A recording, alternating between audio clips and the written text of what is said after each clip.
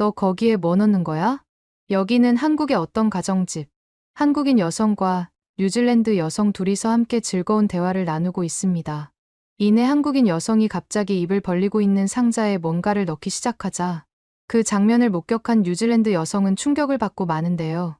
대체 이 여성이 목격한 장면이 어떤 장면이었는지 한번 알아보러 가실까요? 구독과 좋아요를 눌러주시면 영상 제작에 큰 힘이 됩니다. 안녕하세요. 제 이름은 제이나예요. 저는 뉴질랜드의 아름다운 도시 크라이스트처치에서 태어나고 자랐답니다. 뉴질랜드는 깨끗한 자연과 여유로운 삶의 질로 유명하잖아요. 제가 살던 크라이스트처치도 평화롭고 쾌적한 도시였죠. 아버지는 제가 자랄 때부터 지금까지 글로벌 기업 중 한 곳의 뉴질랜드 지사에서 열심히 일하고 계셨어요. 언제나 가족을 위해 최선을 다하시는 따뜻한 분이셨죠. 어머니 역시 정성껏 가족을 돌보며 보금자리를 지키는 든든한 버팀목이셨고요. 그런데 어느 날 저에게 인생의 큰 전환점이 찾아왔어요. 제가 고등학생이 되었을 때 아버지가 회사에서 중국 주재원으로 발령받으신 거예요. 처음에는 1년 동안 아버지 혼자 중국에서 근무하실 줄 알았죠. 하지만 막상 1년이라는 시간을 생각해보니 너무 긴 시간이더라고요. 고민 끝에 저희 가족은 모두 중국에 가기로 결정했답니다. 낯선 타국 생활을 하기도 힘들 텐데 아버지 혼자 적응하시려면 너무 힘드실 것 같아 다 같이 가기로 정했죠. 그렇게 저희는 모두 중국행을 택하게 되었어요. 설레는 마음을 안고 드디어 우리 가족은 중국으로 향하는 비행기에 올랐어요. 푸른 바다와 하얀 구름을 내려다보며 괜히 저도 모르게 기대가 되더라고요. 장시간 비행 후 비행기에서 내리자마자 저는 눈이 휘둥그레질 정도로 깜짝 놀라고 말았어요. 생각한 것보다 공항이 웅장하더라고요. 천장은 유리로 되어 있어 햇빛이 쏟아져 들어왔고 입국 심사대를 거쳐서 밖으로 나가니까 굉장히 많은 사람들로 북적였어요. 그 모습을 보고 있자니 여기가 진짜 중국이 맞는 건지 괜한 착각이 들더라고요. 늘 뉴스에서 보던 중국의 이미지와는 너무나 달랐거든요. 노후되고 더러울 것이라고 생각했는데 그 편견이 무색할 만큼 공항은 쾌적하고 세련되어 보이기까지 했다니까요. 그런데 이렇게 좋은 첫인상도 잠시 곧바로 충격적인 경험을 하게 되었어요. 아버지 회사에서 제공해준 숙소까지 가기 위해서는 조금 거리가 있어 택시를 탔는데 원하지도 않은 중국 택시의 민낯을 보게 돼버린 거 아니겠어요? 정말 당장 뛰쳐내리고 싶을 정도였죠. 택시기사의 첫인상은 괜찮았어요. 50대 후반으로 보이는 아저씨였는데 인상이 나쁘지 않아 보였거든요. 택시가 출발하자 기사 아저씨는 저희 가족에게 계속 말을 걸었어요. 아버지는 중국으로 파견 가시게 되면서 급하게 중국어를 배우셔서 그런지 그나마 기사 아저씨가 하시는 말씀을 알아들으시는 것 같았어요. 하지만 아버지 빼고 나머지 가족들은 중국어를 하나도 몰랐기에 아버지가 통역을 해주는 정도만 겨우 알아들었죠. 저는 쭈뼛거리며 기사 아저씨 눈치만 살폈어요. 어색한 미소를 짓는 게 전부였죠. 그런데 갑자기 차 안에서 냄새가 나는 거 아니겠어요? 기사 아저씨를 쳐다보니 아저씨가 담배를 꺼내 물더니 차 안에서 피우기 시작한 거예요. 저희의 동의를 구하지도 않고 말이죠. 깜짝 놀라 눈을 동그랗게 떴죠. 뉴질랜드에서는 절대로 있을 수 없는 일이었거든요. 기사가 담배를 태워서 차 안에 연기가 가득했어요. 숨을 쉴 때마다 독한 연기가 목구멍을 엄청 자극했죠. 가족들도 눈살을 찌푸리며 괴로워했어요. 창문을 열고 싶었지만 밖에는 매연과 미세먼지가 가득해서 망설일 수밖에 없었죠. 상황이 어찌되나 지켜보던 중 또 한 번 놀랄 일이 벌어졌어요. 차가 막히자 기사가 갑자기 차선을 이탈해 인도와 차도를 왔다 갔다 하면서 난폭운전을 하기 시작한 거 아니겠어요? 오토바이와 행인들을 아슬아슬하게 피해가며 과속으로 내달렸죠. 저는 차 안에서 뭘 잡을 게 없나 계속 두리번거리다가 창문 위에 있는 손잡이를 두 손으로 겨우 잡고 무서워서 덜덜 떨고 있었다니까요. 아버지는 기사에게 천천히 가라고 중국어로 소리쳤지만 아예 통하지 않더라고요. 식은땀을 줄줄 흘리면서 눈을 질끈 감고 버티다 보니 겨우 목적지에 도착할 수 있었어요. 그런데 기사가 요구한 요금을 듣고 또 한 번 경악을 금치 못했죠. 아버지가 검색해서 알아본 택시 요금의 4배가 넘는 어마어마한 금액을 청구하는 거 있죠? 아버지가 계속 택시기사의 말을 통역해줘서 알아들을 수 있었죠. 혹시 몰라 미터기를 확인해봤는데 100위안밖에 안 나왔더라고요. 그런데 465위안이라니 순간 아버지의 얼굴이 붉어졌어요. 이럴 리가 없다며 따지기 시작했죠. 그러자 기사는 태연하게 할증이 붙었다며 우기더라고요. 목소리를 높이고 눈썹을 치켜세우는 걸 보니 약삭빠른 사기꾼 같은 느낌이 들었죠. 아버지가 계속해서 따지자 기사는 결국 465위안에서 400위안으로 깎아주겠다면서 선심 쓰는 척을 했고, 결국 아버지도 더 이상 신랑이 하는 게 무의미하다고 판단했는지 기사가 부른 바가지 요금을 그대로 지불하고 택시에서 내렸답니다. 정신없이 캐리어를 끌고 숙소로 발걸음을 옮기면서도 아까 있었던 일을 생각하니 너무 실망스러움만 가득했어요. 중국에 도착하자마자 느꼈던 기대감과 환상은 산산이 깨지고 중국에 대해 안 좋은 인상만 자리 잡게 되었죠. 중국 택시에서의 악몽 같은 경험을 뒤로하고 겨우 숙소에 도착해서 창문을 열어봤지만 아무리 창문을 활짝 열어도 아까 맡았던 담배 연기 냄새는 좀처럼 가시지 않았어요. 택시에서 맡은 담배 냄새가 머리카락부터 시작해서 온몸에 밴 것 같았죠. 게다가 난폭운전으로 인한 멀미까지 겹치면서 속이 울렁거려 도저히 참을 수가 없었어요. 결국 화장실로 뛰어가 몇 번이고 토를 해야 했답니다. 한동안 욕실 바닥에 쓰러져 있을 수밖에 없었죠. 부모님이 걱정스러운 얼굴로 달려와 토닥여 주셨지만 한동안 일어날 수가 없었어요. 중국에 온 첫날부터 이렇게 고생하게 될 줄은 꿈에도 몰랐거든요. 하루 종일 멀미로 고생하느라 밥맛도 없었고 기운이 하나도 없었죠. 무엇보다 택시에서 밴 담배 냄새가 온몸에 밴 것 같아 기분이 너무 불쾌했어요. 씻고 또 씻어도 담배 냄새가 잘 가시지 않는 느낌이었는데 어찌나 끔찍했는지 몰라요. 이불 속에 파묻혀 잠들려고 해도 자꾸만 택시 안에서 있었던 일만 생각났답니다. 앞으로 중국에서 잘 버텨낼 수 있을지 벌써부터 걱정이 되었죠. 부모님 덕분에 간신히 중국 생활에 적응한 후 바로 중국 국제학교에 입학 등록을 했어요. 하지만 이 학교는 아파트에서 꽤 멀리 떨어져 있었기에 대중교통을 이용할 수밖에 없었죠. 처음에는 등교 시간에 맞춰 학교 셔틀버스를 타려 했지만 저희 집이 노선에서 너무 벗어난 곳에 있어서 결국 포기해야 했어요. 그래서 지하철을 타고 학교에 가야 했죠. 만약 제가 살던 뉴질랜드였으면 크게 어려울 일도 아니었겠지만 중국의 지하철역은 저에겐 미로찾기나 다름없었어요. 일단 지하철을 타러 가는 길부터가 뉴질랜드와 다르게 만만치 않더라고요. 왜냐고요? 표지판에 적힌 영어는 그저 중국어 발음을 영어 알파벳으로 나열해 놓은 것뿐이었거든요. 영어라고 하기도 민망할 만큼 어눌하고 부자연스러운 표현들로 적혀 있어 보자마자 혼란스러움을 감출 수가 없었답니다. 그렇게 안내 표지판과 사투를 벌이다 개찰구 앞에 도착할 수 있었어요. 하지만 저는 개찰구 앞에서 깜짝 놀랄 수밖에 없었죠. 중국에서는 지하철을 타려면 반드시 여관에 설치된 보안검색대를 통과해야 했거든요.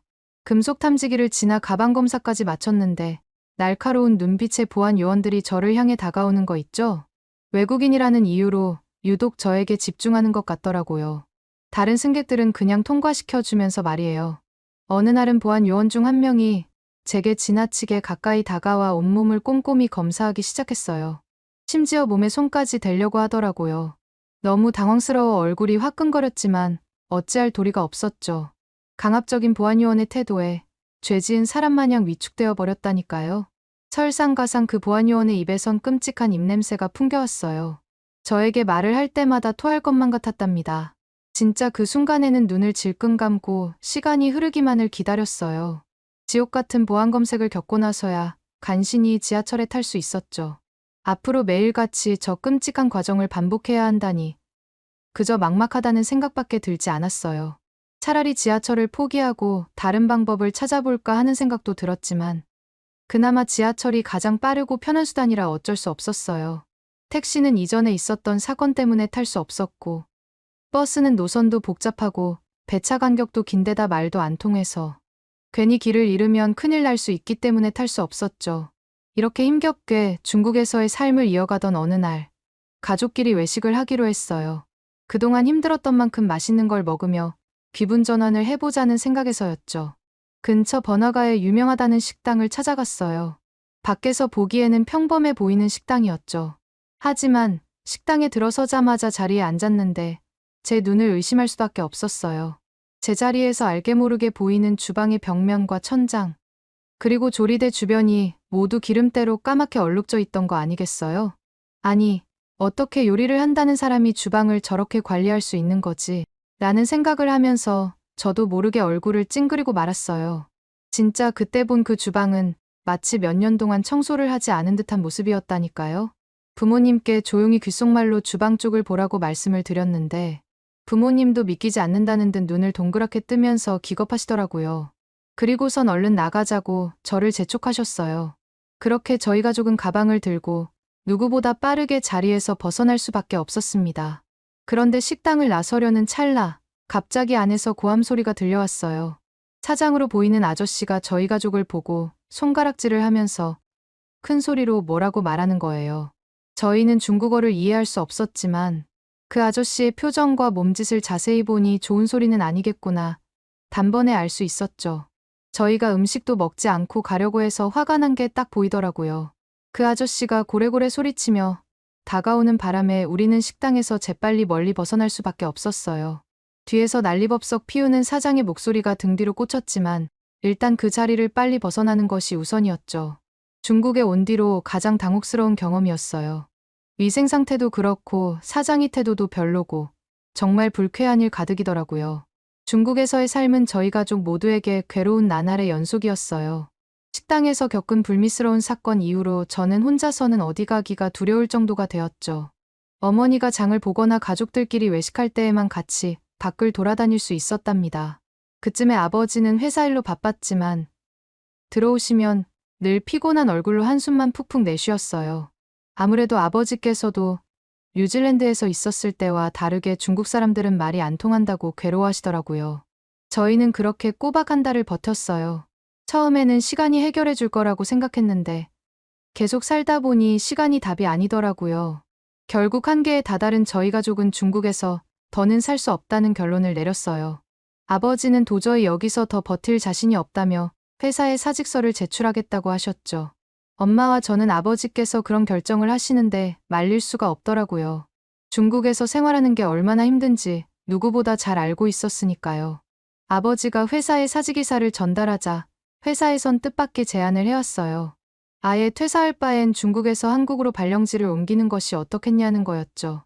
저와 어머니는 한국 하면서 의아했어요. 중국하고 뭐가 다를까 싶었죠. 사실 한국에 대해 아는 것이 아무것도 없었지만 같은 아시아권 국가니까 결국엔 중국과 별반 다르지 않을 거라고만 짐작했었거든요. 그래서 한국행에는 그리 내켜하지 않았어요. 차라리 아예 뉴질랜드로 돌아가는 편이 낫겠다 싶기도 했고요. 이 생각을 아버지께 말씀드리자 아버지께선 다른 생각을 가지고 계시더라고요. 어머니와 제 반응을 보시더니 제안 하나를 하셨죠. 이왕 한국에 가게 된 거 주위 사람들이 한국은 살기 좋다고 많이 추천했으니 한번 가서 살아는 보자고 말이에요. 만약 한국에 가서도 중국처럼 힘들면 그땐 진짜 이직을 해서라도 뉴질랜드로 돌아갈 거니 걱정 말라고 하셨죠. 그렇게 저희 가족은 반신반의하는 마음으로 한국행을 결정했답니다. 우여곡절 끝에 한국행 비행기에 몸을 실었어요. 중국에 처음 갈 때에는 훨씬 기대되고 설레었는데 중국에서 겪은 일 때문인지 한국에 가는 길은 그다지 설렘이 없더라고요. 하지만 인천공항에 도착했을 때 저는 믿을 수가 없었답니다. 공항 안으로 들어서자 넓은 개방감과 청결함이 먼저 눈에 들어오더라고요. 중국 공항과는 또 다른 느낌이었죠. 출입국 수속을 밟는 내내 고개가 절로 끄덕여졌어요.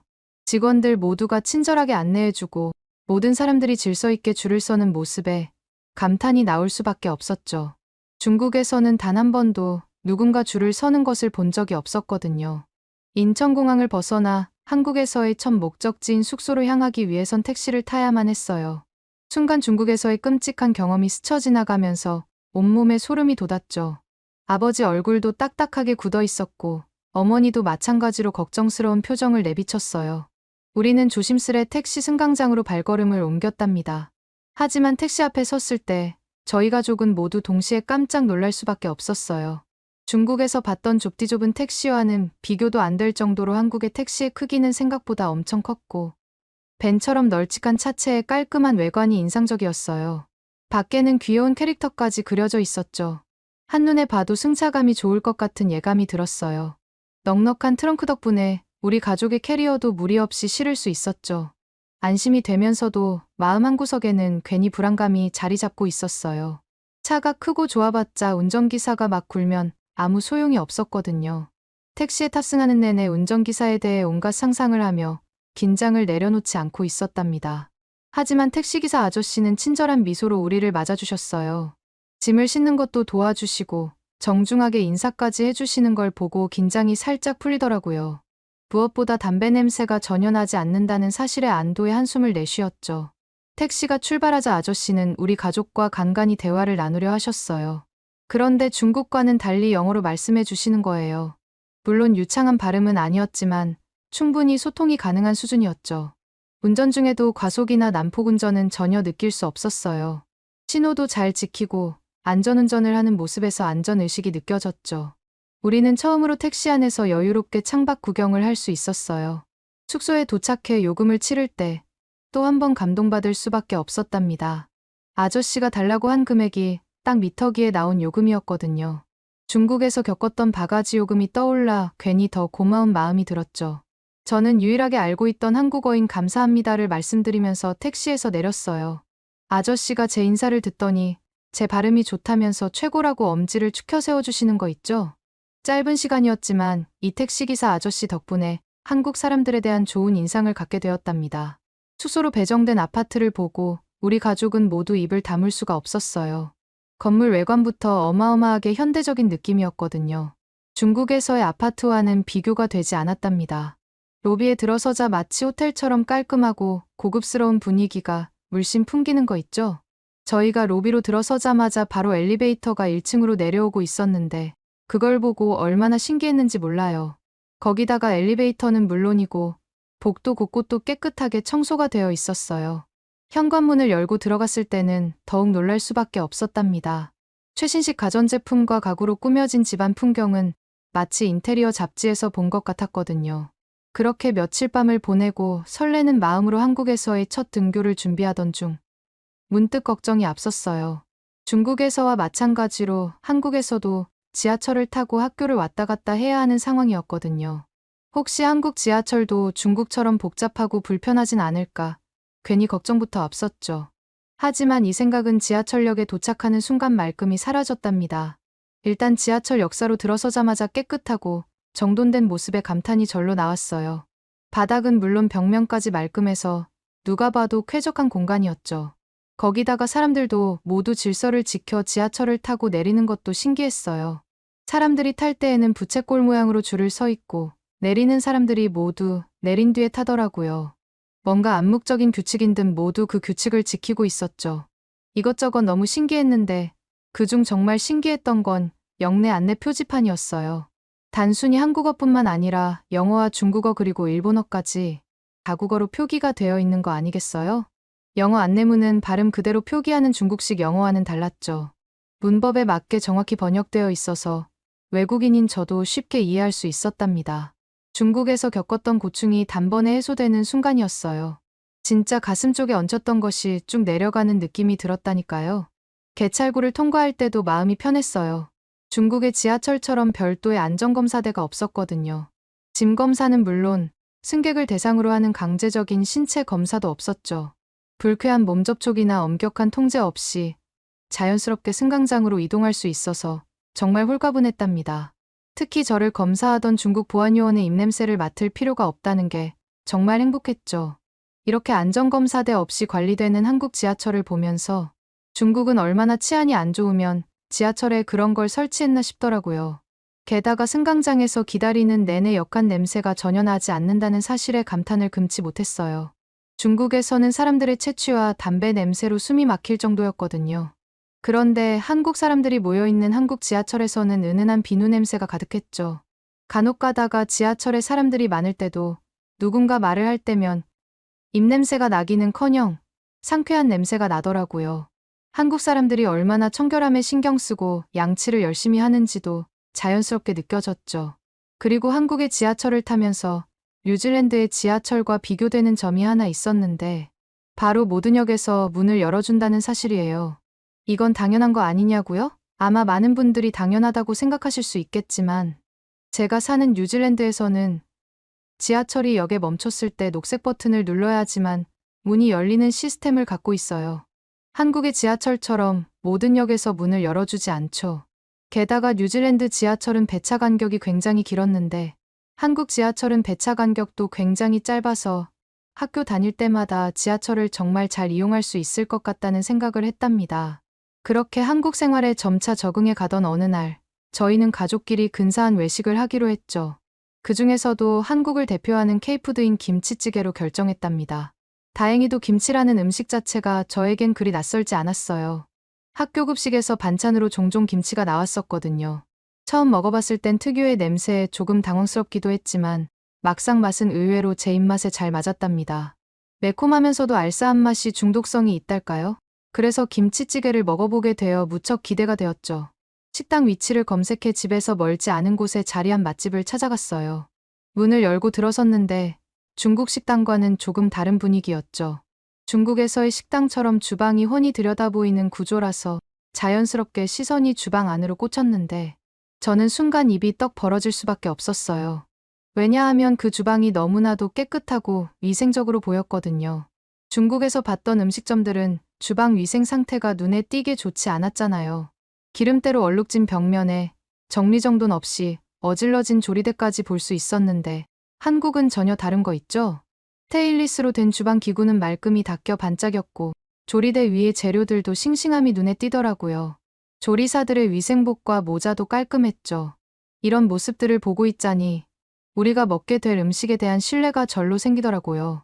감탄한 표정으로 부모님께 말씀드리니 부모님께서도 한국에서는 음식에 신뢰가 간다고 말씀하시는 거 아니겠어요?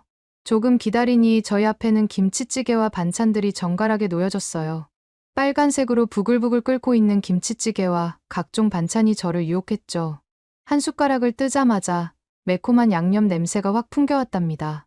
김치찌개를 한 입 크게 떠먹었는데 입안 가득 진한 감칠맛이 퍼졌어요. 알싸한 양념이 톡 쏘면서 입맛을 확 당기는 느낌이었죠. 아삭아삭한 김치를 듬뿍 넣어 끓인 듯 식감도 살아있었고요. 게다가 김치찌개에 들어있는 돼지고기와 두부는 입에서 살살 녹는 거 아니겠어요? 특히 밥과 함께 먹었을 때 그 맛의 조화로움이란 이루 말할 수가 없었답니다. 어느새 밥 한 공기가 싹 비워지더라고요. 가족들 모두 어떻게 이렇게 국물이 맛있을 수 있냐면서 밥 한 공기를 더 시켜서 먹었죠. 왜 K푸드가 전 세계적으로 유행하는지 알겠더라고요. 그렇게 저희 가족은 중국에 살았던 때와는 달리 한국에서의 생활에 정말 만족하면서 지내고 있었어요. 어느덧 한국에 온 지 반년이 넘어가고 있더라고요. 이젠 학교에서도 많은 친구들과 어울릴 수 있게 되었죠. 특히 한국인 친구 미나와는 각별한 사이가 되었답니다. 제가 처음 학교에 온 날 미나가 먼저 다가와서 유창한 영어로 말을 걸어주었어요. 성격도 좋았는데 무엇보다 저를 향한 따뜻한 마음이 고마웠죠. 자연스럽게 친해지다 보니 어느새 미나의 집에 자주 놀러 가게 되었어요. 그러던 어느 날 미나가 라면을 끓여준다면서 집에 놀러 오는 게 어떻냐고 물어보는 게 아니겠어요? 유튜브에서만 보던 한국 라면을 먹어볼 수 있다니 너무 기대가 되었죠. 미나는 라면을 아주 맛있어 보이게 끓였고 김치와 같이 가져오더라고요. 라면에는 김치가 필수라며 꼭 같이 먹어보라고 했죠. 미나의 말대로 저는 라면 한 젓가락과 김치 한 조각을 후루룩 먹어보니 쫄깃한 면발의 식감이 정말 일품이었답니다. 게다가 라면 특유의 감칠맛 있는 국물과 개운한 맛의 김치가 입안에서 맴돌더라고요. 매콤한 김치 맛이 자칫 느끼할 수 있는 기름기를 잡아주니 숟가락을 들고 라면을 또 먹게 되었죠. 김치찌개 집에서 먹던 김치와는 또 다른 느낌이 나더라고요. 미나와 그렇게 라면을 먹고 배가 불러오자 남은 음식들을 치우기 위해 자리에서 일어났어요. 그런데 이때 저는 충격적인 장면을 보게 되었답니다. 주방에 어떤 네모난 기계가 있었는데 미나가 다 먹은 그릇을 들고 그 기계 앞으로 다가가니 기계가 마치 입을 벌리듯 위쪽 뚜껑이 열리는 게 아니겠어요? 심지어 미나가 망설임 없이 남은 음식물을 그 안에 버리고 있더라고요. 제가 깜짝 놀라서 음식물을 저기에 버리면 어떻게 하냐고 물어보자 미나는 웃으면서 음식물 처리기라고 알려주는 거 있죠? 버린 음식물을 처리기 안에 넣으면 그 안에 있는 미생물들이 분해시켜서 흙으로 만들어준다더라고요. 제가 깜짝 놀라서 음식물 처리기 안을 들여다보니 부드러운 흙 같은 물질들이 보였어요. 심지어 음식이 썩어서 날법한 냄새도 전혀 나지 않았죠. 분해된 음식물이 흙이 된다는 점이 신선하게 다가왔답니다. 한국 사람들은 정말 신기한 물건들을 똑똑하게 잘 사용한다는 생각이 들었죠. 그렇게 한국에 온 지 어느덧 1년이 가까워지고 있었어요.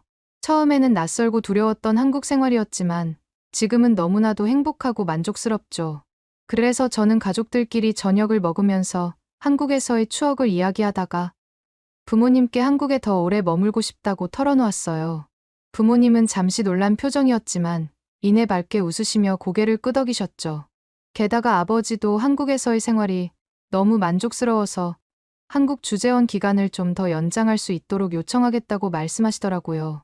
아버지 말씀을 들은 이후로는 한국에서 좀 더 오래 머물 수 있을 것 같아서 굉장히 기대 중이랍니다. 그래서 한국에 머무는 동안 특별한 추억을 쌓고 싶은데 가족들끼리 함께 가기에 좋은 곳이 없을까요? 오늘의 사연은 어떠셨나요? 오늘의 사연이 마음에 드셨다면 구독과 좋아요를 눌러주세요. 구독과 좋아요는 영상 제작에 큰 힘이 된답니다. 긴 영상 시청해주셔서 감사합니다. 오늘도 행복한 하루 보내세요.